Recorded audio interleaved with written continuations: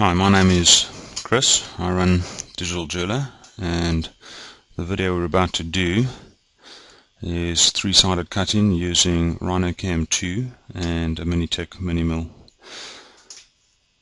I'm going to start at an apple plus an apple because you just spent a whole lot of money, a whole heap of money on your new mill. You spent a whole heap of money on your software. You've got a box of waxers, you have a box of cutters, you have a copy of Rhino, and you're looking at all of it and you're going, okay, so how do I get this going?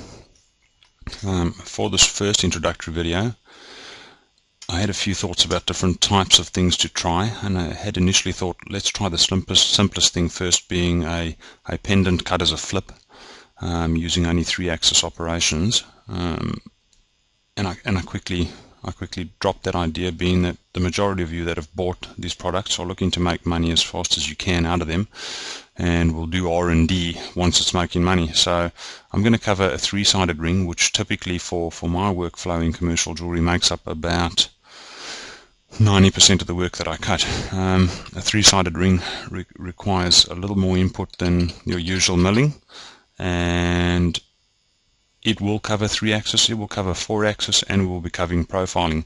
So inside of this one tutorial, you're probably going to cover quite a few points that would have been covered by multiple tutorials before and after this one. So without further ado, let's get going. The piece of geometry you have in front of me is, or in front of you, sorry about that, in front of you at this point in time, is a customer supplied ring which has landed on my desktop. This is an actual job for a client, and they're asking me to mill it. So the first thing to do before you even consider opening your tool pathing, your getting ready your mill, you need to determine what is it we need to do with this job. How can we possibly cut this job? So you need to examine the piece of geometry, and you need to say that, look, I could cut this as a plain rotary, except that I need to come in with a straight cutter over here, and I'm going to have a little bit of this area which is actually undercut, which is not going to come out. Typically a straight cutter doesn't have a very tight tip size, so it's not going to give me a nice sharp corner in over there, and I really do want this taper effect. My client has given me this job and he wants the taper effect inside here, which a straight cutter looking straight down is not going to get you. So I'm going to need to cut this job from this direction, if you're following my arrow, and then from that direction to clearance all this area, and then I'm going to have to cut it from the outside. Now this is atypically called 3-sided cutting or AutoFlip plus rotary, depending on whichever software you're using. We don't have a ready-made system for this inside RhinoCam, so we're going to make one and we'll turn it into a knowledge base a little later on. The first thing we need to have a look at when we're doing this is look at our placement of our customer supplied geometry. Be really careful when you cut stuff for clients. Sometimes the stuff's going to come in off axis. It may be rotated depending on the client software. If it's an STL, it may have come out of JewelCAD, it may have come out of anywhere. And the first thing you need to do is try center your geometry over your world origin, and you also need to get it looking the same direction as your rotary unit or the way that you're going to be cutting it. So the first thing, if you own a Minitech, atypically your rotary unit would be down this side, looking in that direction. Okay, so this is Y, that's X, and your rotary is down here.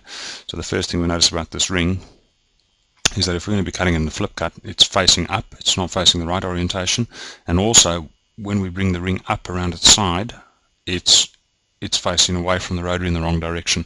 Easier to just do it, and you'll get the picture once I do. So we're going to grab this job and we're going to rotate it around world origin like so. Alright, so now it's running along my rotary axis, so when the rotary turns it'll grab it, but before we do that we're going to be cutting the edges. So I'm going to rotate it again around the center of the world origin, and I'm going to bring it down this way. Alright, now it's critically important, if your rings are not mirrored rings, which about 90% of mine are, but in the case of this one you can see there's seven pieces in here, so it's not mirrored exactly. It's really important that you remember which side was up and which side faces the rotary when we bring it up. When we come to three-sided milling, what we're going to do is we're going to rotate this back up around the world origin so we can do the final pass. It's critically important that you remember which way you brought it up. In other words, which side of the ring was up and which side of the ring faced the rotary. When we create the hub, I'll show you an easy way to get around this. For now, we're happy with this where it is. So the ring is oriented the right way for our cutter to now access these areas. We need to add a hub. We need to add a few supports to stop the ring falling out the block of wax, because our block of wax obviously looks something like this. Alright, so we're going to have this slab of wax stuck inside our jaws of our rotary over here, and we're wanting to cut this away. We need a way to get this back onto our mill for cutting the final rotary pass, which means we need a hub with a keyhole in the middle over here. And we also need a way to index it, and we also need a way to hold this ring into the wax so it doesn't fall out while we're busy cutting the AutoFlip. So a good starting point is to start with your hub. Some software packages, if you have Rhino Gold, will have a command called MSS, which has automatic hubs. I have a few history-enabled hubs available from a variety of forums and also on request. Typically, though, I just make one up on the fly. Alright, so we grab a circle from our world origin. I like to pull it in. I use Brandt's arbor, so I need a minimum of about sort of 10.5 to 11 mil diameter. But what I like to do to just make it nice and sturdy is bring it up to within 1.5 mil of the inside of my finger size. So I'm going to put that little curve over there. In the side view, I'm going to extrude it. And for Brandt's arbor, this extrusion needs to be exactly 6 millimeters for this to work properly. Depending on the arbor you have supplied with your mill, the version of arbor, this may need to be adjusted. Typically, you will be given instructions with your arbor on how to create the hub, and most of the time you'll actually be given a hub file, so you wouldn't need to do what I'm doing now. So in my case, I need to do this. I'm going to go extrude, and I'm going to extrude it both sides with a cap, and my extrusion factor, because I want 6 millimeters, is going to have to be 3. So press enter, and what we have now is a 6 millimeter hub area. I need to tie this into my job so that the hub is attached to the job for when I pick it up. A note on this is, if you're only doing very, very fine milling along the top of it, you can get away with fine supports. Typically, you want fairly rigid supports going between your hub and your ring so that you don't get any vibration issues. Some folk, and I have done myself, have a solid hub that runs all the way along the inside of the ring, and you have a fixture on your mill that allows you to put your ring back down and run a cutter with a profile curve and cut the whole ring so it drops off. That's fairly advanced stuff for the aims of this video. We're not going to get into that. So what we're going to do is we're going to create a few supports to go around this ring. I happen to know that this is an even division of 7, so I'm going to create 7 supports. Easiest way to do it is create a line from world origin, and let's find somewhere. We don't want the support going into the hole of the ring with the finger holes, which you can tell there's my little finger hole going in there. We'd like it somewhere in between the two so that when we're milling down we don't cut away our support. So I'm going to pop it down to over there, and I like to make these about 2 millimeters thick if I can. My wife has already cut this ring, and she made hers 1 millimeter thick, and I had a little bit of a tiff with her about it, and lo and behold, the ring actually worked. But for beginners, please make this at least 2 millimeters or so if you can. Rather have it sturdier than have to cut the job again because it broke free. I need to shorten that a little bit. You don't want this to interfere with your geometry, so I'm going to scale 1D that backwards from F4 and just bring it in just that little bit. Okay, I don't want to interfere with my job. We need to bring this around 7 times, so I'm going to array polar that around world origin at 7. Okay, so what we have now is a hub, this section, and our little supports holding the ring onto the hub. When you're doing 3-sided work, you will always have this. There really isn't a way around it. If you own a really, really expensive mill that can cut from the side and the top at the same time with 2 spindles, I think you have less of a hub, but you still need some way to hold the actual ring. What's going to happen with this job is there's going to be, in my case I have Brandt's arbor, there's going to be a square hole cut out of it over here, which is going to key into our ring for the final rotary pass. I've taken some photographs of mine, and I'll show them in the video a little bit later. The next step we have over here is remembering we've now got our block of wax. I'm going to leave a little rectangle out there. This is representing our block of wax. We have a block of wax. We're going to cut this ring out, and this is the geometry we actually need to be able to make the transition from 3-axis to 4-axis. We, however, need a little more geometry inside here because we need to stop this ring dropping out and possibly breaking. So we need to add a few thin supports to the outside of this to hold it into the wax while we're cutting it out. Now, remembering that we're going to be running a rotary pass around the outside of the top of this ring later, so where you put these supports really is irrespective because they are going to be cut away. If you had windows through your job, try not to put supports through your windows because the geometry may not be cut inside the flip paths. I'm going to just create 4 thin little ones. I'm going to pop them in and say, I don't want to do it over my claws. I'm going to say I'm going to put one over there. I might do 7 of them. I'm going to grab that and put it up there. And I'm going to pipe that. MW does these really, really thin, and so do I. So I'm going to go with about a radius of 0.3. You don't need them really heavy, so I'm going to take that guy and I'm going to array it again. Array polar, around F4, and we need 7 of them. Okay, so let's make sure that we haven't got any problems with our geometry crashing into anything. Nah, all looks good. Alright, so all of this is going to become clear as we start the pathing, what's going to happen. Now,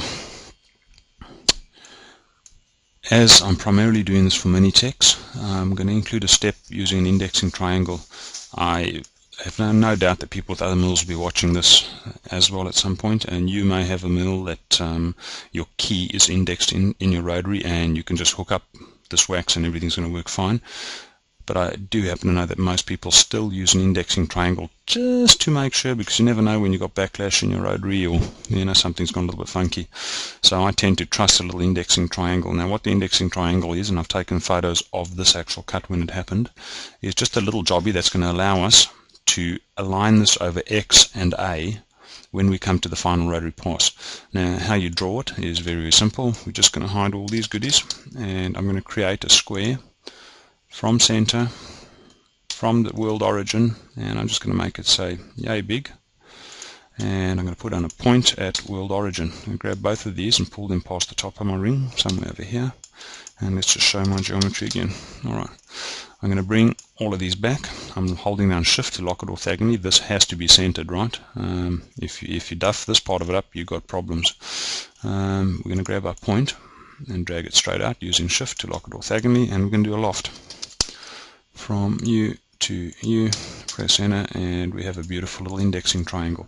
Try and make sure that your indexing triangle is not interfering with any of your geometry. The points are not sticking through the geometry anywhere. That it's all looking good to me there. And you may be saying to yourself, like I pointed out earlier, but now I've got this stuff going inside my settings. It doesn't matter. When you come past in the final pass, you're going to be cutting all of this away. Alright. So we've got our little triangle, which is for our indexing further down the track, and we're now ready with this geometry to say let's cut the ring. Okay. At this point, this is purely a workflow thing. I don't care how you do it. What I like to do at this point is I like to separate my flip cuts and my rotary cuts into 2 different layers, so that if I need to come back and regenerate anything, I don't have to then orient geometry and try and remember how I had it. So what I do is I like to grab all the stuff I have, and I'm going to have to let go of the stuff I don't want, because when we cut the rotary, we're not wanting any of the stuff that we use for the flip, so I'm going to let go of all of them. Whoops. Let go of that, let go of that, let go of that, let go of that. We also want to let go of all of this and that. All we want is the geometry. So what I'm going to do is I'm going to create a new layer over here. I'm going to call it Rotary. I'm going to give it a nice color. Let's say something nice and vivid, a nice vivid green.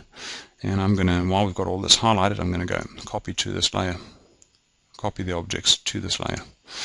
Alright, and I can then turn that layer off, and if I switch over to this layer, turn this one off, we've got this green guy. We'll get back to him later. Alright, So we don't need that on for now. We don't need to see it. We just need it over there, so then when we come back later, we've got it. Right, time to get going on this. What do we need to do still? We now, for the first time, need to look at RhinoCam. There's a few of you that have done this, and you're saying to me, where's your constraining curves? I'm doing this a little back to front so that new users can understand what's happening. So for the first time ever, you're looking up on your command line, just above it, to your menu, and you see a RhinoCam 2 tab. Click on your RhinoCam 2 tab, and go to your machine operations browser. Boom, this new little menu pops out on the side over here. In the course of another video, we will cover your setups for RhinoCam and adding tools to your library. Right now, we're going to only cover what you need to do to get the ring cut. So I'm going to work on the assumption that you have watched the other video, you already have your machine set up, and you already have your tools entered into your library. So let's have a look at what we have here. We have our geometry, we have everything we need for the final pass of the cut, and we are ready to start pathing. The first thing we need to know is, what are we going to be cutting? We're going to be cutting a 3-axis job. We're going to be using X, Y, and Z simultaneously to cut over the top of this ring, and then to do the same on the other side. So there are a few more things we need. The first one is, we don't want to be cutting the whole area. We want to constrain our cut to this job. RhinoCam, by default, if you don't give it a constraining area, will try cut only to the edge of everything, which means it's also going to cut your supports, but it's not going to cut a border around the ring. If you don't understand what I'm talking about now, you will soon enough. So you like to draw a nice curve around your ring, which is going to stop the cutter leaving the ring area, essentially. So in our case, this is a nice round ring, easy enough to do. So we're going to hit circle from the world origin, and let's pop it out here to just up to there somewhere. Let's pop it to there. All right. Now, as we can see, we've got a little problem with our indexing pyramid. So I'm going to push the indexing pyramid inside the curve to about there, and that should still cut. All right. So what this curve is going to become is our constraining curve to stop the cutter leaving this area. In other words, to constrain the tool path to inside of this cut area. There is one more thing we need to know, is how far down the cutter is going to cut. There is a menu in here that will allow us to constrain our Z to a specific up and a specific down. This is far more useful to people cutting metal than it is to us cutting wax. And our needs as jewelers are often far more complex than guys cutting metal. The fact is, we can cut straight down to the bone the majority of the time with plungers of up to 6 or 7 millimeters, sometimes even more. And you may want a flexible Z-plane. In other words, you may only want to cut halfway across this height and avoid unnecessary tool plungers down here, but you may want to cut your hub at one go using the same cutter right through your hub here. So setting a physical Z of Z0 may be fine for here, but it's going to stop your cutter going down beyond that point. So you could hypothetically, if you had a hole over here, let's show you how I'm going to do this to constrain the tool path. I'm going to grab that curve and I'm going to patch it, and that's going to become our Z-plane for this job. If you had a hole through this cutter for your hub, if you had a hole through this hub for your key, you'd be looking straight through to empty space. But the problem is you wouldn't see it because the ground plane would be in the way. So at that point, you could hypothetically just cut out a hole over there and drop the patch a little bit lower. So in effect, you'd have 2 separate Z-planes. It boggles the mind when it works out exactly how many different Z-planes you can have in a single job. Quite often when I'm cutting flip cuts with multiple pieces, I may cut a head section out here, some side collets over here, a ring over here, and I'll make up separate Z-planes for each one, remembering that when the mill looks in 3 axes, it doesn't care that the Z-planes are different levels here. It only cares what it sees directly from the top down.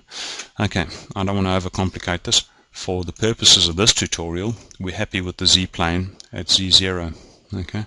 What I like to do, because in a hypothetical beautiful world, your mill will be perfectly trammed and will be perfectly dialed in. However, there's very few people that can say that. So what I like to do when I'm pathing, I like to drop my Z-plane just 0.1 or 0.2 below 0 when I'm cutting from the top down, and then again in the opposite direction when I'm cutting up. This ensures that I don't have a Z-film at the center of my ring. A Z-film at the center of your ring is going to cause all kinds of headaches when you come up to try and line up your tip to tip on the pyramid. So that's just my workflow. Do it as you need. If your mill cuts perfectly, you don't need to go through this extra step. So for the first top down, I'm going to use shift. I'm going to pull this just a little bit below Z0, and we are ready to start pathing. So let's open our viewport, and we now have everything we need ready to start pathing this job. Okay, you could at this point save out the hub, your supports, your tiny supports, your ground planes as a template file and say full circle eternities template 1. In the future you only need to import your ring and you'll have everything already set up for you, including your little indexing triangles and whatever you need. I'm not here to teach you how to use Rhino, I'm only here to teach you how to use RhinoCam, so you'd have to adjust your own workflow to suit. Now let's have a look. In our setup menu, we've covered this in previous tutorials about how to set up your 4-axis machine where your safe Z's are. In other tutorials we've covered how to set up what your post processor is and also your tolerances.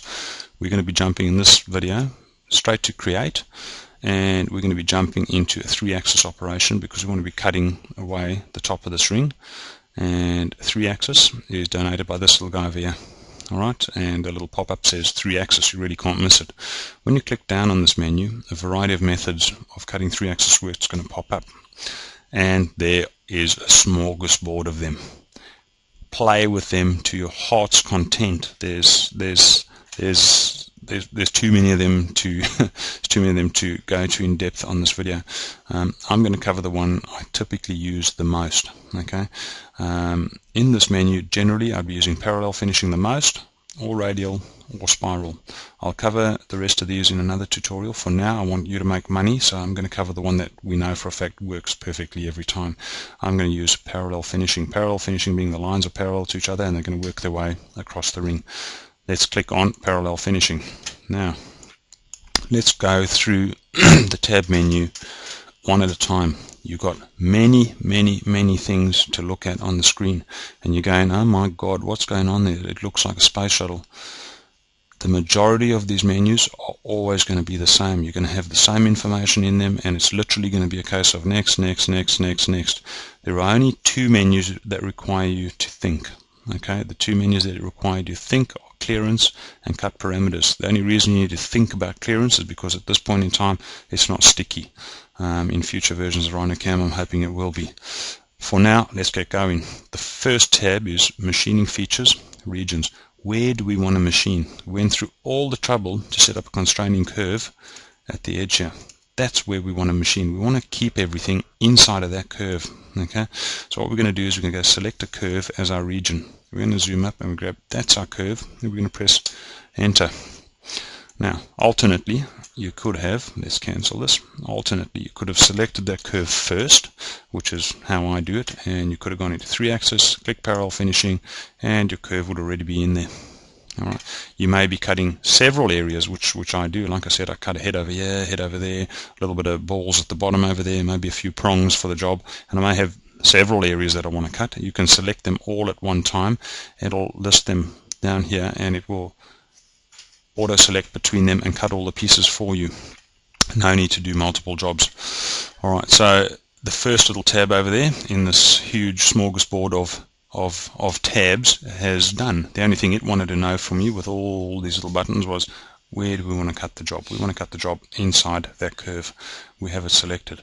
Next menu, tool. Okay, like I said earlier, we will cover a menu on how to set up your tools, how to set up your mill. This is not going to be that video. I'm going to work on the assumption you've done all of that and you have a list of tools in here. The tool that I used for this job was a 10-degree pyramid cutter, and it is set up over there. It's listed as 005 because Bits and Bits sell it as 005, which is a 5-thou cutter, or in real language an 0.127mm cutter. So we're going to highlight the tool we want to do the job with. Okay, so menu 1 was easy, menu 2 was easy. What tool do we want to pick? The next menu, feeds and speeds. The first time you fire up RhinoCam, you're going to have all kinds of bizarre numbers in here.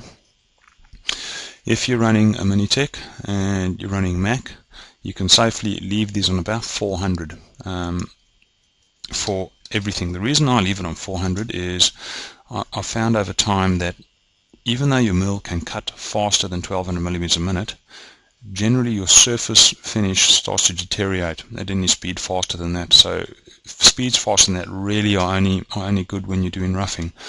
Mac will allow you to increase your speed dynamically from inside the Mac interface by up to 300%. So if I want to cut a job at 1200 mils a minute and I path it at 400, I have full control to change it at any point I want inside the Mac interface. So that's typically why I leave everything in here at 400. The other reason being is that 400 is a nice entry speed into wax. If you forget to slow down your stab into the wax, your initial plunge into deep wax, you weren't standing at Mac, you didn't slow it down. 400 generally is a safe speed for a cutter to enter wax at even fairly deep plunges. So this is a 2-in-1 win-win scenario. That's why I set up mine like this. You may find as you become more experienced with your mill that you want these speeds faster. I'm not going to go into depth on what all of these are. You can see little descriptions of all of them on the side here. For wax, you're pretty much safe leaving all of those at 400. Alright, so this menu we didn't touch. Fill those menus in. They are sticky at the moment. If you have a speed controller, I tend to leave mine at about 12,000 RPM. Everything else 400, and for transfer I use rapid. You will not need to set anything in this menu again. So in future, let's recap the first set of tabs. You're going to come in here. You should have a curve highlighted. If you don't, you're going to click on select curve, grab a curve.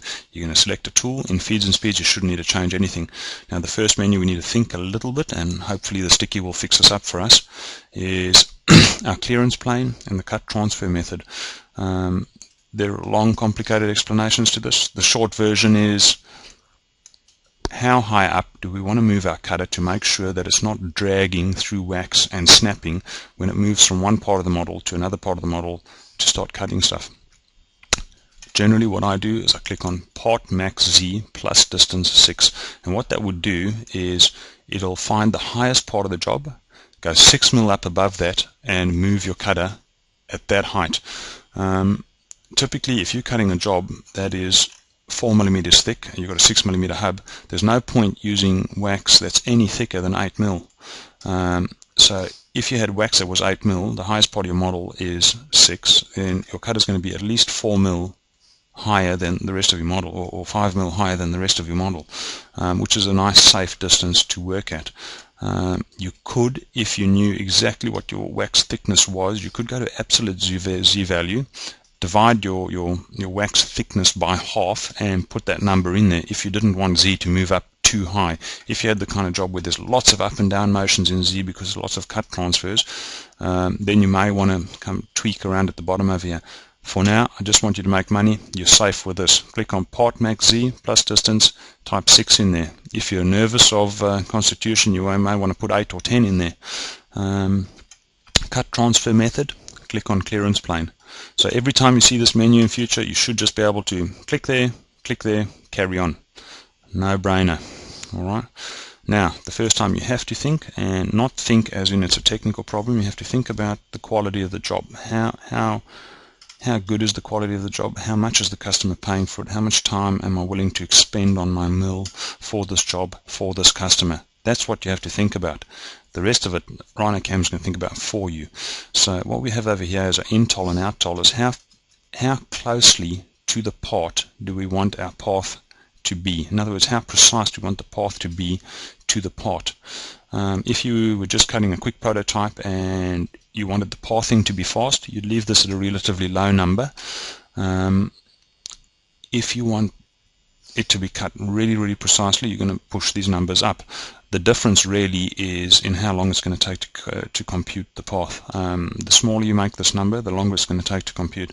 Once again, like I said, I want you to make money. Use these numbers, 005 and 005, and I'm not going to cover stock in this video.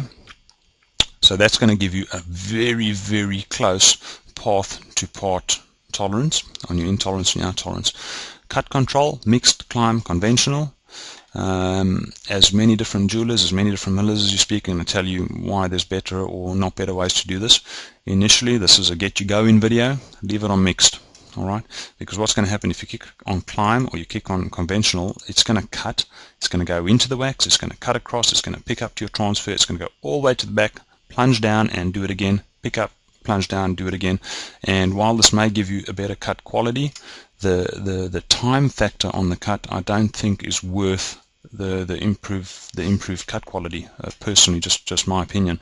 It may be different for you, and down the track, once you know what you're doing, come poke around in here by all means. Alright, start side, top or bottom, I've never found a reason to change this. Angle of cuts is just going to be 0, it's going to cut with X like this. 90 is going to cut with Y like that.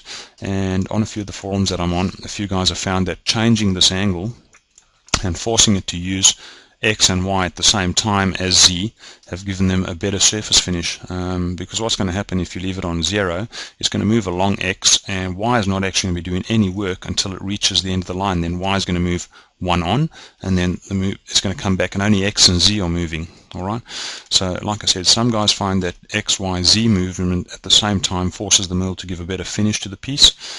I don't know. I can't say whether that's true or not. What I tend to do is I tend to leave it on 0 for one cut and then 90 for the other cut. The reason for that is got nothing to do with cut quality. I try to wear down my axes evenly. So if you leave it on 0 the whole time, your X stepper is going to be working like crazy all the time, and that lead screw is going to be the one taking the most wear. So I like to flip between 0 and 90 so that I can wear down my screws evenly. Alright. Now, step over control. When you're working with flat cutters and even with flat-sided ball end cutters, step over control, you can work with a tool percentage diameter. Okay, this is pretty funky when you're working with tapered tools. It's not really accurate, and I don't know. I'm generally not crazy about the result. Just click on distance, and I'm going to give you a little explanation about the number that you're putting in here. All right. For my workflow, typically I work with an 0.127mm cutter and a 0.076mm cutter. All right, and there's endless degree of conversation on what step overs are going to give you the best finish for what tools. I'm going to break it down to a really simple algorithm for you.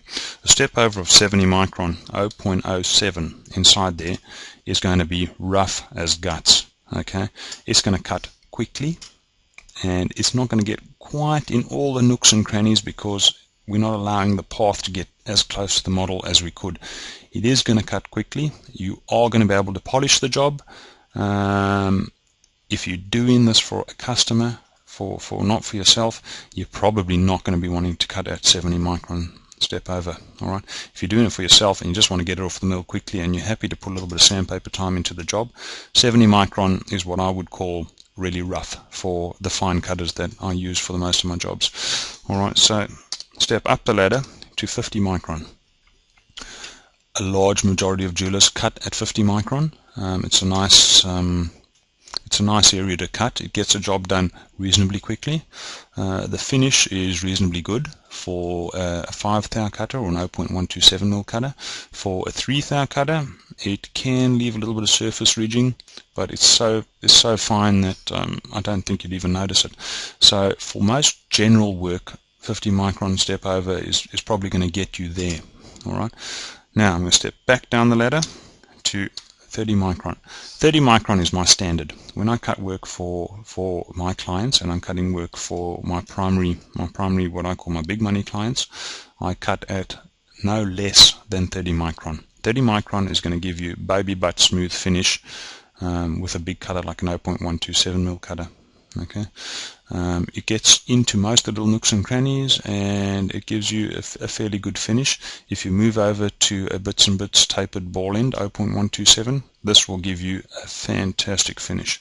Now you can start stepping smaller and smaller and smaller than this, and all you're doing is you're sacrificing time. There's going to be longer and longer and longer cutting time to get the job done, but you will get slightly more detail as you go smaller, and you will get a better finish as you go smaller. So when I do signet rings where there's very fine detail, I'm cutting with really small cutters, I may go down as far as 0.025 or even as far as 0.02, and I have been known on really detailed jobs like just the crest area of a signet ring to go down to 0.01. Alright, cutting at 0.01 is obviously going to take 5 times as long as cutting at 0.05.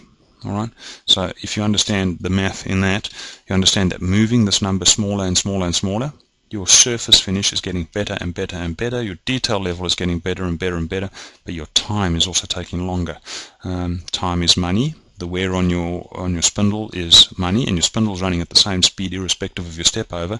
So your spindle is running at this step over, your spindle is running for 5 times longer than it is at that step over. So wear and tear of your machine is longer. So you need to also sort of figure out what sort of finish you want, what you're happy to accept. For now, leave it on 0.03. This is going to get you in the ballpark all the time. Okay, it's going to get you a better finish than a printer anyhow. Now, Z containment. Never mind this menu. Get into it if you want to at your own time. Entry and exit. Never mind these menus. Not a problem. We set up our own Z-plane over here, so we can ignore this, and we can ignore these because these are really designed for metal, not for wax. We don't have the same kinds of pressure and stresses and strains on our mills as the guys who are cutting metal do. By all means, at a later point in the time, investigate it in your manual and get into it. So right now we have all the information we need to generate our first path. I'm going to click on Generate. I'm going to pull this menu in there where you can see it, and I'm going to pause the video so I can have a little bit of whiskey. Righto, and after a few minutes what you'll have is this big blue line traveling all over your model. Okay, so you've created your first path. If you zoom in on this, you'll see why it's called the path. A tool path, it's literally a line that's going to show you what's going to be happening with your tool. The tool's going to come in there, it's going to start moving from there all along the edge, and it's going to come back and forward, and it's going to cut. A nice little toy to play with when you first get your RhinoCam is sort of blows you away. It's part of simulation, but what I like to do is I like to just run it and see what my tool's going to be doing, because sometimes you have a lot of inserts and retracts. If you right click, you see you have a new thing in there called the mop set and parallel finishing. What I like to do in there is just grab that and just quickly hit simulate, and what it'll do, it's showing you what your cutter is going to do when it gets in there to cut the ring. I like to just visually see what my cutter is going to be doing. So when I get out to the mill and suddenly my cutter plunges in this side or does something odd, I can know something's gone wrong. I'm not going to cover simulation in this video. What we're looking at now is part of simulation. We haven't set up any stock. All right, so don't stress too much about it. We're not going to bother on it. So let's stop that, and let's go back into there, and let's go back to where we were. We've created a piece of path over our geometry, and it's going to be cutting away this ring, literally from this side. Okay, so while we've got this done, let's click in where it says mop set, click a second time, standard Windows renaming conventions. You can also right click on it and click on rename.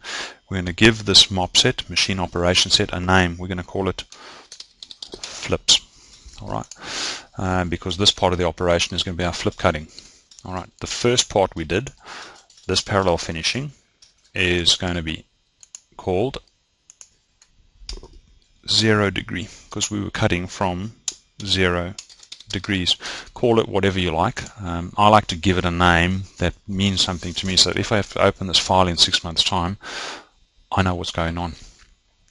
Alright, so we went through a whole lot of mission to set up all the parameters for you to cut this guy. Okay, now something I've left off on purpose until this point is a little fella called the MCS, the machine coordinate system. So we just worked on the assumption that the mill is pointing down, and we're coming to the point where, alright, now we've got to turn this job around. Alright, okay, right, how do I know where up is and where down is? Because in Rhino, I know where Z is, I know where X and Y is, but where does my mill think everything is? Inside your mop set, this is on by default, and a majority of you would have had a new little arrow pitch up in the middle of your Rhino when you installed this, and you're going, what the hell is that about? That's this little fellow over here. Alright, it will shine through any geometry because you obviously need to know where it is. What it's telling you, it's where RhinoCam thinks the mill is, where we've instructed RhinoCam where the mill is. Blue is pointing up to Z, and we have X and Y. Alright, same color conventions as Rhino, red, red, green, green. Alright, so you're not going to get lost with it. For new people to milling, I'm not going to get too complex in this. Just imagine that the arrow is pointing to where the spindle is. Okay, if that helps you in your head get it right where it is. The arrow is pointing to where the tip of the cutter is. So when we're looking at this path, the blue arrow is saying that the cutter is coming from up there. The cutter is up there and it's going to travel down towards the blue arrow. Okay, that's an oversimplification, but generally that's it in a nutshell. Alright, so we've got this little guy in the window over there now. We now know that our mill is coming from that side, and as we can see by our path, everything has gone as expected. For the first time now, we're going to be using a 4-axis operation where we're going to be turning a piece of wax over so we can cut from the other side. Alright, so that's the little menu next to 3-axis. And now how the hell are we going to insert a rotate? Let's click down there. Wow, look at that. Second option, rotate table. Alright, so that's fairly simple. So let's examine what it is we want to do again. We've cut this half of the wax. We now want to cut the other half of the wax. The only way to get to the other half of the wax, we need to turn it over. Alright, we need to rotate the rotary table. So what we're going to do is we're going to go into the 4th axis things, and we're going to look for a little guy called rotate table. Now, quite important here, make sure that this path is highlighted when you do this. What happens with RhinoCam is when you start a new strategy or new path, it will be inserted after whatever was highlighted. So if you had that highlighted and you started this rotate table, it would insert it in between the flips and 0 degree. Make sure that your 0 degree cut is here and then do the insert rotate table. So we're going to go to the rotate table. How far do we want to rotate the table? For this example, we're going to be doing a full 180 degree turn. Okay, 180 degrees. Counterclockwise, clockwise, you say potato, I say potato, whatever blows your hair back. Hit generate. Okay. Wow, our path disappeared. What's going on? Okay, we have a new command in there. We can go back and have a look at that. Our new command was rotate table. The new command has no path associated to it. It's just turned the table around. Have a look at what's happened. Let's highlight 0 degree. Keep an eye on the blue arrow. Blue arrow says the cutter is coming from up the top and it's going to be cutting the ring across here. When we insert the rotate table operation, boom, blue cutter is now facing down, saying that any path we write now, the spindle is coming from the bottom upwards. Alright, this is in reverse to the way your Rhino is looking now, so you need to understand there's a difference between your world coordinate system and your Rhino coordinate system. These little arrows are your friend. They're going to be telling you where the cutter is coming from. Alright, we've done a rotate table, 180 degrees, and our world coordinate system is spun around 180 degrees. Okay. Now we've got to go through the whole spiel of setting up all the parameters again. Okay. No, we've done it once. We're not going to be changing tools. We're using the same tool to do everything. So the easiest way to do this is just go up there, mouse click on that, right click, click on copy, highlight the last command that we had, right click and paste. Okay, what it's going to do is going to make a copy of that to underneath the rotate table operation. So what we're looking at when we go up here is the cutter's coming from the top and it's cutting all this path, and when we go down here, our world coordinate system is pointed down, but all our path is still on the top. That's because we did an exact copy. We need to regenerate this code so that the cutter does it from the other side. Alright, before I do that, I'm going to go in there and I'm going to give this its rightful name. This is our 180 degree cut, the flip cut in other words. Okay. And the other thing I need to do, earlier in the video I told you that I like to move my Z-plane down just a tad. So when I'm coming up from the other side, I'm going to grab my Z-plane and move it up just a tad to make sure that I cut past Z0 in both instances. And all we need to do now is all the parameters from this job have now been copied to this job. Right click and regenerate this path. I'm going to pause this again. Typically I'm just pausing these because it's a lot of processing power to record video and generate path at the same time. Typically they take maybe 2 minutes or 3 minutes to generate each path. Rotary paths, whole nother game. I'm going to pause this and see you in a tick. And okay, that took a little longer. That took about 7 or 8 minutes actually. This, by the way, just out of interest sake, almost twice as fast in Windows 7 that it is in Vista. For some other reason, I have no idea how that works, but on exactly the same computer I have a multi-boot system, one using Vista and one using Windows 7, and this operation is almost twice as fast in Windows 7. Alright, so for what that's worth, if any of you are thinking about changing operating systems, I recommend Windows 7. Alright, so let's examine what's happened. Let's recap. Let's go back up to the top here.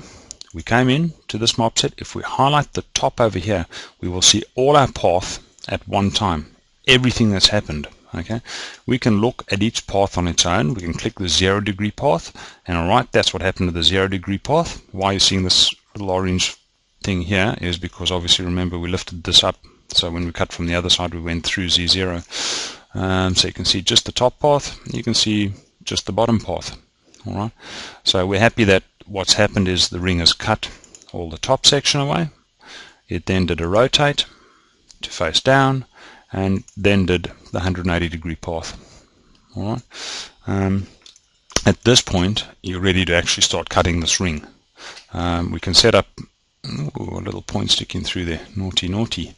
At this point we're ready to start cutting this ring and turning it into an actual piece. I can, when I'm in a rush, from here post these, and then while I work on the rotary section. I'm not going to do this because I don't want to confuse you. Our next point now is we're going to create a new mob set for our rotary. We're going to switch off this layer and flip over the rotary layer, and we're going to set up for our rotary path. Okay, so this would be the flips done. You know what, actually, while I'm in over here, I'm going to cover profiling maybe just a little bit. I'm going to go into flips, I'm going to close these all up, close that all up, and I'm going to create a new mob set over there, and I'm going to call this profile cut. I wasn't going to cover this in this video, but I figure, what the hell, might as well do it quickly while I'm in here. Profile cut. What we're going to do with the profile cut is, after you've cut this in your wax, let me see if I can find a picture of that wax. When you've cut this in your wax, what you're going to be looking at, let me see if I can grab this in the window and size it up nice and big. Okay, what you're going to be looking at is, this is the keyhole cut for Brandt's arbor, and this is your side view, and you've got these little supports. There's the little pyramid you can see over there. You need to then get in here and cut these supports off. So some guys will go in there with a burr and cut it off. I typically make super thin supports, and it just pushes out. What I'm going to teach you to do now, since you own a mill, is to go in and actually cut it out using your cutter. Alright, I'm going to close that window for now. So when we do this, we don't want to cut through our pyramid, we only want to cut through our supports. So I'm going to create another circle. Actually, I'm going to create an arc from world origin around F4. I'm going to start just this side of this cut. Now remembering that you've got to cut it with a very fine tip. You don't want to be going too close to your model or too close to your wall. Let's go about, say, there, and let's bring that guy around all the way to the last support, which is here. Okay, let's have a look at that. And what I'm going to do is I'm going to move it to the height I want. The reason I'm doing this will become apparent when I get into the profiling setup.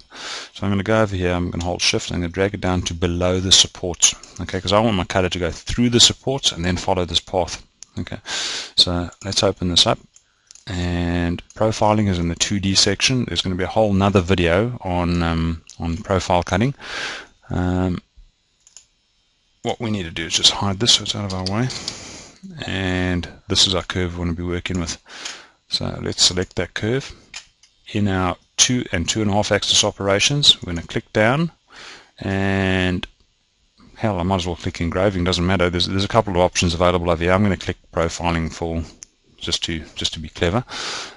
Because we had it highlighted first, it's going to be filled in over there as region 1. If there was nothing in there, alright, you just simply go over there, select curve as region, pick your curve, press enter. Alright, next menu, what tool? You'll see that a tool is grayed out. If you click the plus next to it, it'll show you that this tool has been used. We don't want to do a tool change. We're going to use the same tool to simply cut the supports off. So leave it highlighted. Feeds and speeds, you don't need to touch anything. Clearance, you don't need to touch anything. Cut parameters. In our more detailed profiling examples, we're going to play around a little more over here. For now, it doesn't matter. We're not actually trying to cut geometry. We just want to cut the supports off. Okay, so we're going to leave that where it is. We're going to leave cut direction where it is, and cut start side left or right of the curve. Where is your curve start? Your curve start was here. So let's look at that.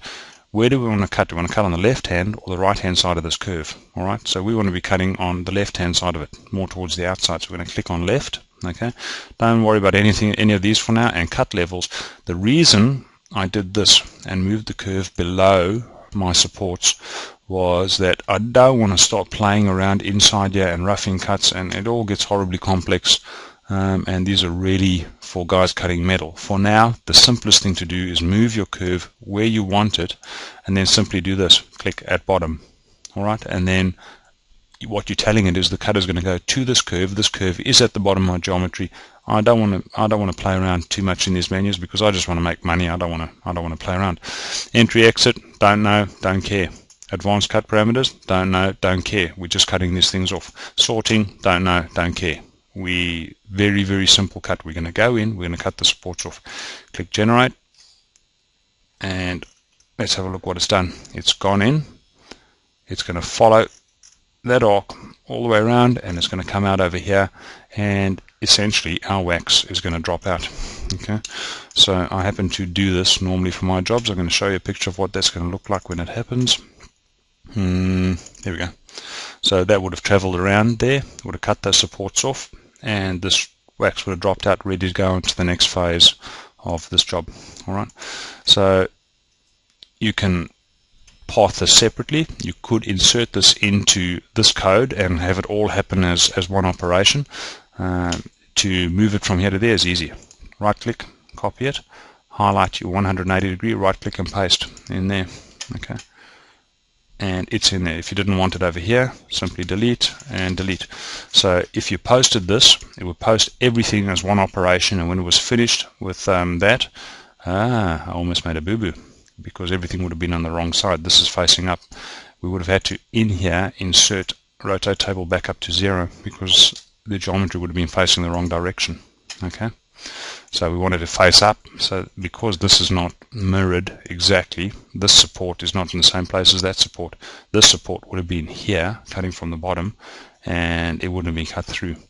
Okay, so hope you caught that mistake the same way I did. Anyway, time to move on. So that was just a brief touch on 2 and 2.5D profiling operations, covered in more detail in another video. So we're ready at this point to close out our flips. We're happy with this. Let's file and save. Let's save our job. Save. Okay. Alright. What I like to do now and then, if I've done really, really big jobs, is actually save the job, shut down Rhino, and start the job back up. Sometimes you'll find that if you've been generating huge paths, RhinoCam will be generating STL meshes in the background, and RAM can start clagging up. Alright. If you find that the interface starts getting a little bit slow or buggy or something, a simple close down of Rhino and restart the job will flush everything. You can also run the commands clear all meshes, clear all let's have a look. I don't remember what the commands are. Clear all meshes, clear undo, and that sometimes will buy you a little bit of RAM back. I'm not here to explain to you how to get Rhino to play nice. Our next mop set is going to be for the rotary. So right click this mop set and go new mop set, and let's give it a name. We're going to call it rotary, because this is for the final pass we're going to be doing. Rotary. And what we can do now is switch off this layer. We don't want it anymore. We want the rotary layer. So I'm going to go over the rotary layer, switch this one off, make sure I've got all my curves and everything in there. Have I? Yeah. Okay, so this part is critically important. Okay, you need to remember when you do this rotation how you did it, so that you can do the same thing when you get to your mill. If your job is not mirrored over an axis and it has different points, you're going to run into problems if you don't do this right. I always work in this viewport and drag my mill, drag the job anti-clockwise upwards. Okay, if you have a hub with a finger mark in it, in my case it doesn't help because you've seen what my hub looks like. It's a square hole. You could let's switch on this layer again. You could burr a little hole with a sphere into here. Let's create a sphere at this point here, and let's pull it upwards. You could just Boolean difference this out of here, so you can remember which side faced the rotary and was up. Okay, so that when you rotate this whole lot upwards, you don't get it confused. If you put this job on back to front, left to right, you run a serious chance of really buggering up your model. Okay, so just a little note on that. You can do the little pip method in there if you want. Make sure that it's not in the area that's going to be cut away by your key.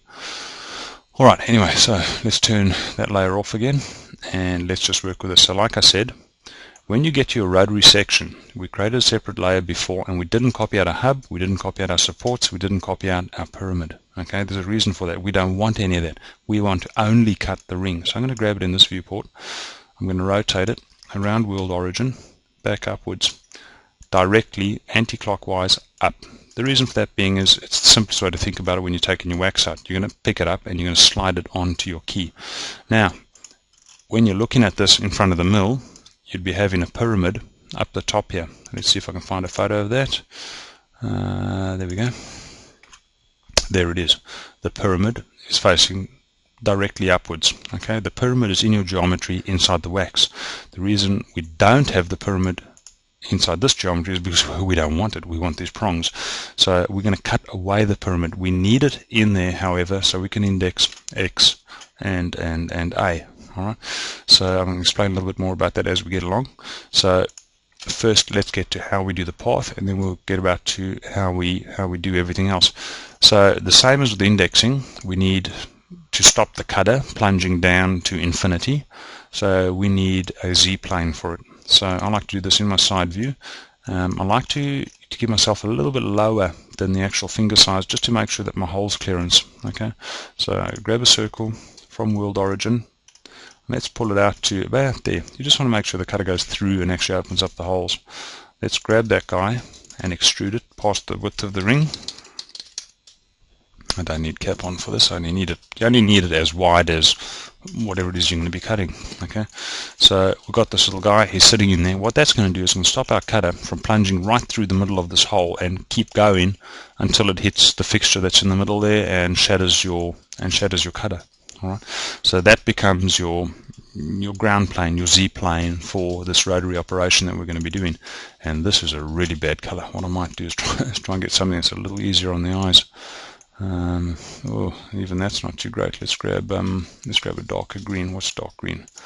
Okay, that's a little easier on the eyes. Okay, so that's the first little bit of pre-preparation we have to do.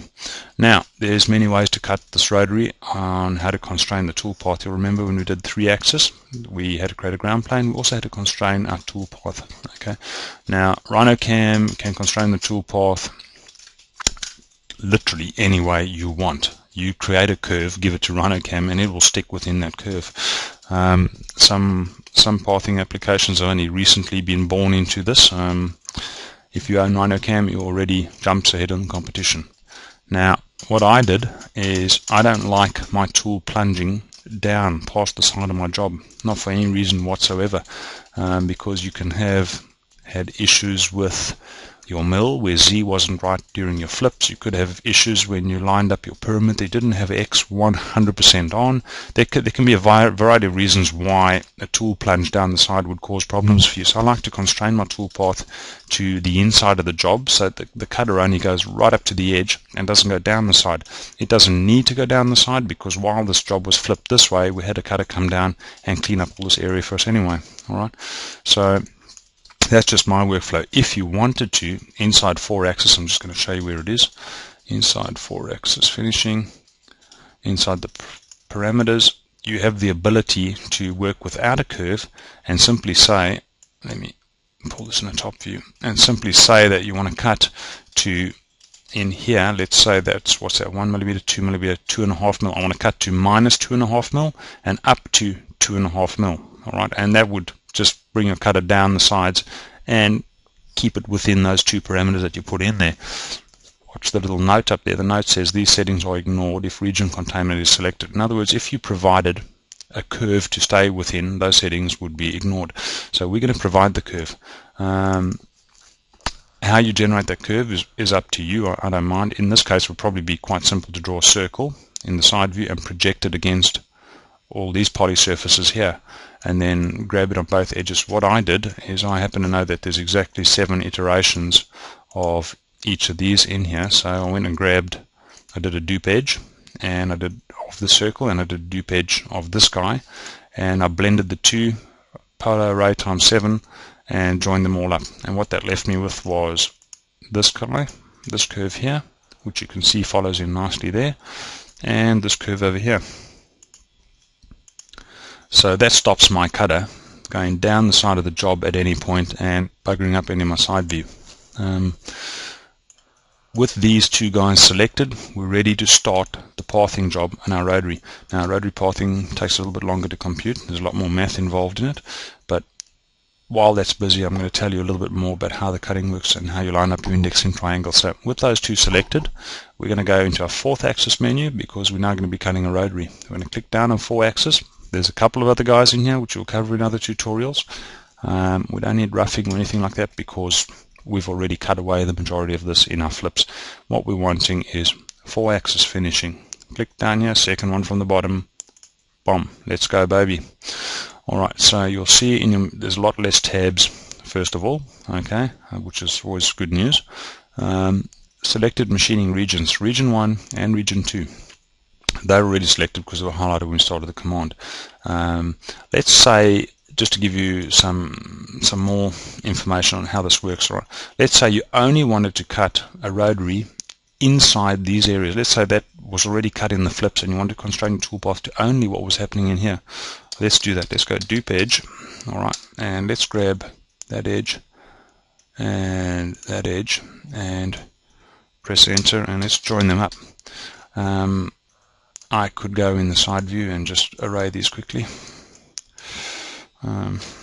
Array polar around F4, 7 of them. Alright, so I could now grab all these curves that I just generated. Let's let go of, hang on a second, easy to go cell curve, selection curve, and let's let go of you, and let's let go of you. So all we have, and you. Okay, so what we have selected is these 7 curves, and you could now go in to your rotary and say, I only want to run a rotary cut in these particular areas.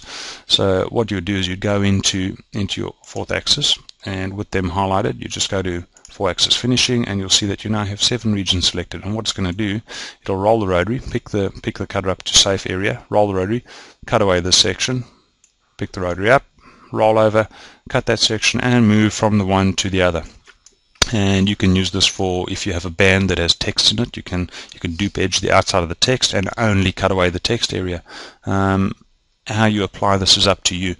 I'm going to cancel back out of that, and I'm just going to grab the 2 curves that I do want. I want this curve over there, and I want this curve over here. You and you, and I'm going to generate our path for the rotary finishing. Alright, so I'm going to go into 4th axis finishing. I have my 2 regions selected, the left and the right hand one. My tool, I'm going to use the same tool I've been using all along. Alright, we know that it's been applied in all these jobs so far. My feeds and speeds I'm going to leave as standard. My clearances should still be standard. If they're not, click on the second one and the last one, and you cut parameters. First time you have to think, and the same rules apply as they did the first time I discussed this. How good is the customer? How long are you prepared to expend on this job?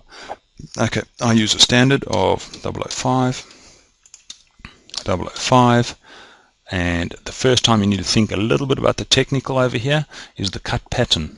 If you go across axis, have a look at what it's doing. In other words, it's wanting to cut like this across the axis of X. In other words, keep the rotary rolling the whole time with the cutter cutting this way. Okay, no reason why you can't do that. Unless your rotary maybe is prone to backlash, and when it changes direction at the bottom you could have a little ledge that generates at the bottom. I tend to go a long axis, alright, which is this guy over here, and have a look at what's happening in the picture. In other words, it's going to cut like this, alright, while the rotary is moving fairly slowly, and I think you get a better finish, and you also have less possibility of having backlash issues show up in your path. It should make no difference depending on the mill that you own. If you own a Minitech, no worries. I tend to use this. Low to high, zigzag and zig is the same as the little menu previously that was upcut, downcut, or mixed. Alright, it's nicely called zigzag and zig. Really technical names. Basically what zigzag means is it's going to cut back and forward like this. If you went zig, you can see what's going to happen. It's going to cut, pick the cutter up, come over, come down, cut, and do that. Low to high would change the direction that it's going to move in. Alright, I just leave it on zigzag, and let's go baby. Now, These settings are ignored if region containment is selected. We have selected regions. These settings, i.e., are ignored. Now, step over control, like I said before. Flat cutters, you can go in here and use percentages. I like to use actual amounts, and my standard amount is 0.03 when I'm using a cutter this size. The cutter over here, in case you've forgotten, is an 0.127 millimeter pyramid cutter. And we are ready to generate this path. Now, let's click generate, and rotaries, they will tend to take a little bit longer to generate, a bit more math going on. So while that's busy, I'm going to explain a little bit more about our pyramid and how we use it to line up the final path in relation to the first 2 3-axis cuts that we did. So let's pull this guy out here. I'm going to try and open it up as big as I can. Okay, let's go through the pictures that we've got going on here. Let's bring that inside the window. So in this cut we did the 3-axis operation from 0, the 3-axis operation from 180, and what you're seeing here is the result of that cut. It went in, the hole that you're looking at over here is the key that's cut for your arbor. You may have one of the 5 to 10 different arbors available on the market, so I didn't cover it in this video. Your arbor will come with its own setup instructions. What I tend to do is I cut the arbor first using a 317 end mill out of the native wax. Trying to cut the arbor after the fact, you're going to run into problems breaking your supports. Okay, so cut your arbor first and then cut the rest of your job. I will cover Brandt's arbor probably in a video a little bit later on. I highly recommend this arbor, probably the best there is on the market. Alright, for reasons I'm not going to get into right now. Alright, so the next job was we'd run a profiling curve which ran around the outside. It went and made a nice sound effect just like that, and the ring dropped out the bottom. If your ring is going to be dropping out the bottom and your ring has very fine details, you may want to be having a little bowl under there, a little sponge, maybe some of your wax fluff underneath there to stop it breaking. The next point we got to, and this is where I'm going to explain how the pyramid works. Okay, let me close this window so I can keep an eye on what's happening with the pathing over there. Pathing's still going. Alright, so the little pyramid we put in the job when we did the 3-axis 0 and 180 degree cuts is now on the arbor. This is Brandt's arbor, this little guy over here. It has a square shaft section in there and a screw that holds the wax onto it. So you would have seen from the previous job there's a square hole, well, a square, semi-soft square cut out there. That slides onto Brandt's arbor and gets locked into place with this little nut. Where your rotary is positioned at the time is not really important. If you have a limit switch on your rotary, which I don't, the step that I'm going through now may not be necessary for you. You'd use the little indexing flat area over there and a table square to square this fixture off against your mill. I don't have that currently, so I use this little indexing pyramid.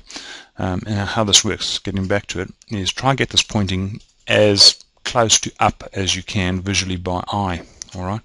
The next thing you need to do is you need to drive the tip of your cutter down in Z and in X. Okay, being very careful here to make sure that when you do this, Y is on 0. If Y is not on 0, you're going to have A misalignments. Okay, make sure that before you bring this cutter down that A is on 0. If you're in Mac and sorry, not A, Y, that Y is on 0. And if you're in Mac and Y, the Y DRO is not saying 0, I'm going to assume you know what a DRO is. These little guys up here are DROs.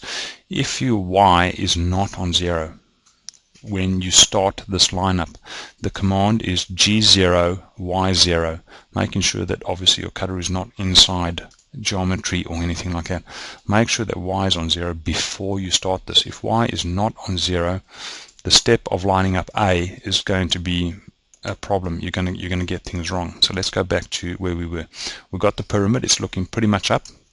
We've brought this little cutter down, and what we're doing is we're using a jeweler's loop, looking through X and Z. So this is your XZ axes.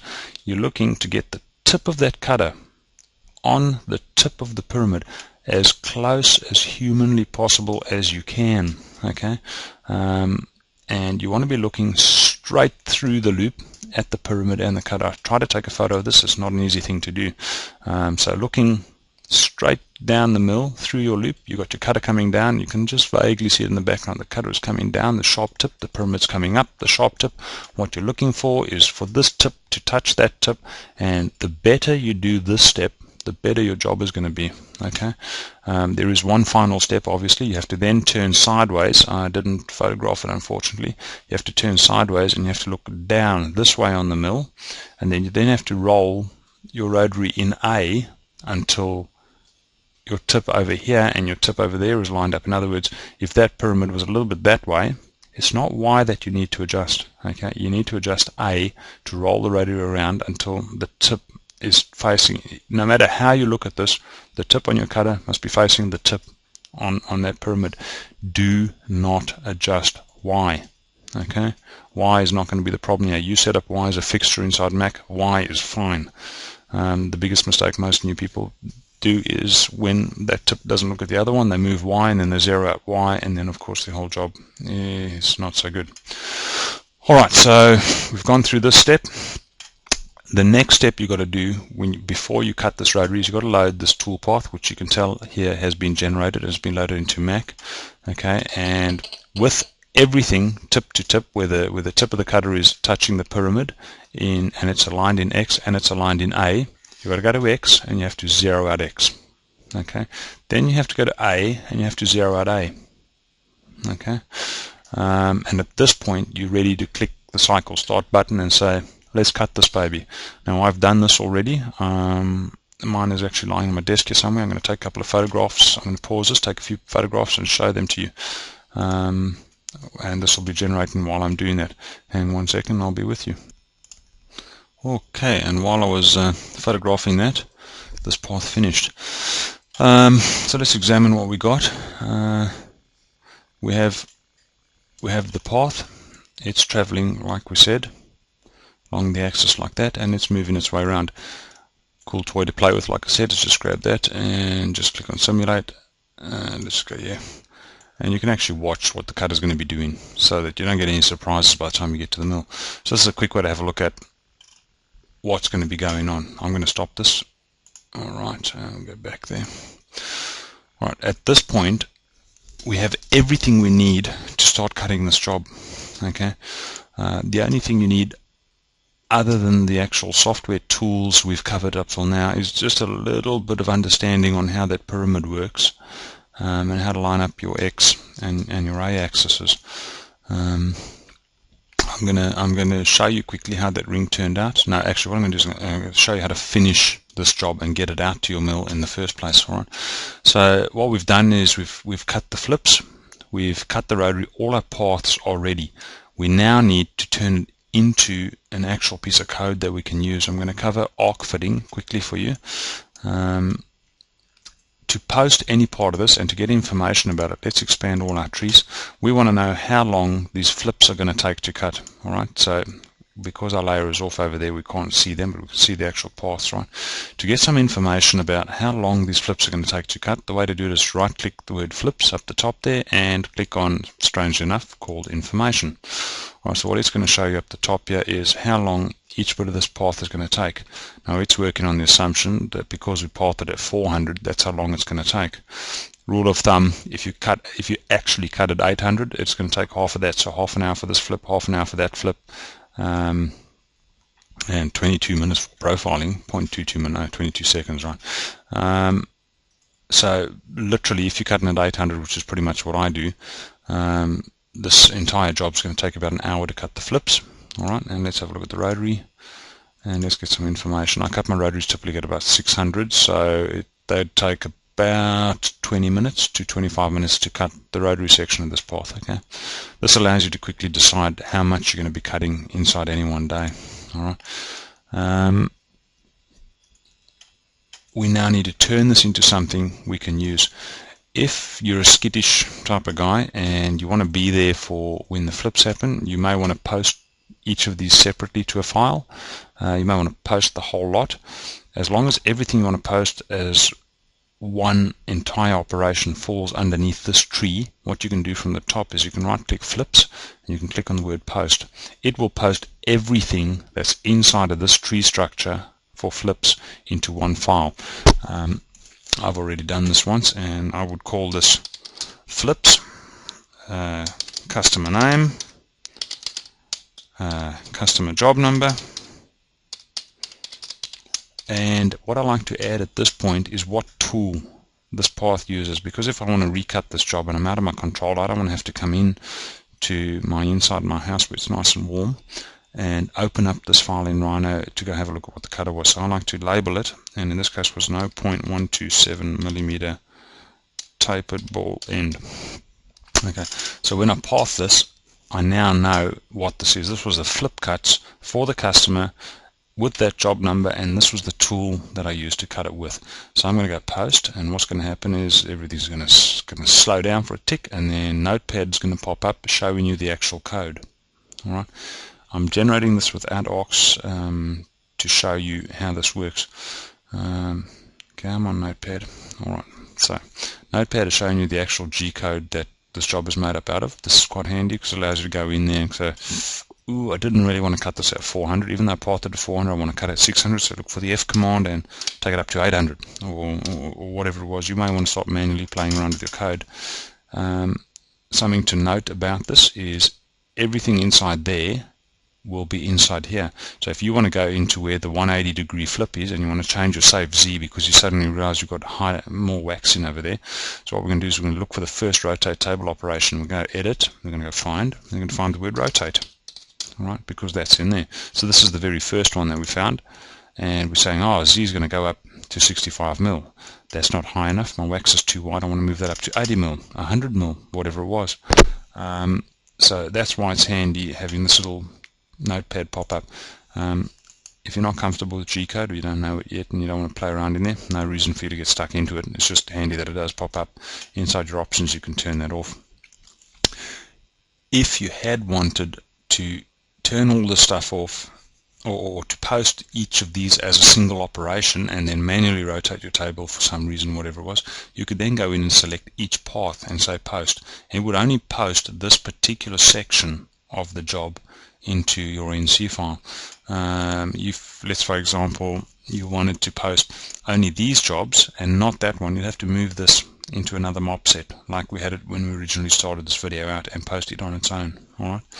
So that's a little bit about how to post. If you want to post everything inside a section, grab its header. If you want to post them one at a time, you can do it like that. So we're going to have to post the rotary now as well. So I'm going to right click there, I'm going to go post, and we've given this guy a name. Where was he? Flips customer name, blah blah blah blah. When we go to the front there, so I'm going to take our flips, I'm going to put in rotary, and the tool we use staying the same, and I would post this. Okay, so we have the two files that are required for us to cut this job, to take outside to our mill and load up in Mac and do the cutting. The only thing left for you at this point in the game is to understand, and there's the rotary job laid out, is to understand what the little triangle is for. I'm going to get into aux. If you own a Minitech, please do not hold me responsible if your machine doesn't know what aux are. If you own a newer Minitech and you're running Mac 3, your machine does know what aux are. And what will happen with aux is I'm going to find the flip cut file over there, which is just off the screen. You can't see it, unfortunately, and I'm going to check its properties. All right, its properties at the moment is the file is 3.36 megs big. Okay, I'm going to show you something about arc fitting that your mill will love and Mac will love. Okay, I'm going to switch on the flips, I'm going to switch off rotary, and I'm going to move into my flips area. Alright, so this is cut as a series of tiny little XZ. You can fit arcs to this, which will make the whole job cut smoother. Your mill will like it, your mill will run smoother. Mac will like it because it's less work for Mac to do. Well, at a hardware level, there'll be a little bit more work for the controller, but less work for Mac to pump through the parallel port. So what you can do is, when you've got this open, go to your 0 degree path, scroll down, look for the little guy called toolpath, double click it, and it's going to open up your toolpath editor, which has really not worked out well for me. Okay, so let's pop that up over there, and you're going to see RhinoCam's version of what that toolpath is. What you can do at this point is have a look in the top little menus up there. I'm going to cover these in more details later. For this little guy over there called Fit Arcs to Toolpath, click on it, and make sure that your arc fit tolerance is the same as your in-toll, out-toll when you set up your path in the first place, 0.005, and click on OK. Alright, give it a half a tick, and nothing happened. Just rotate your view, and you see suddenly quite a lot of your toolpath went blue. What that means is, well, dark blue.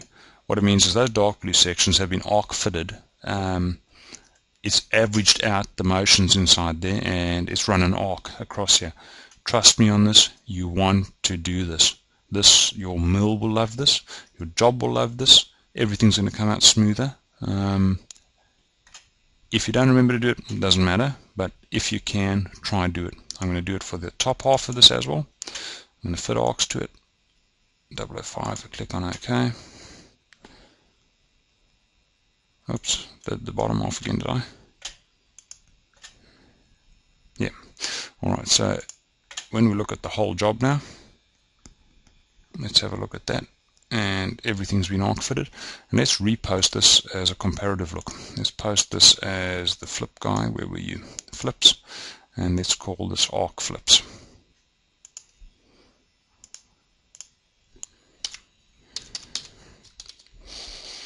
And let's post that. I'm going to move this up out the way and see if I can grab that. Oops, daisy, let's close you.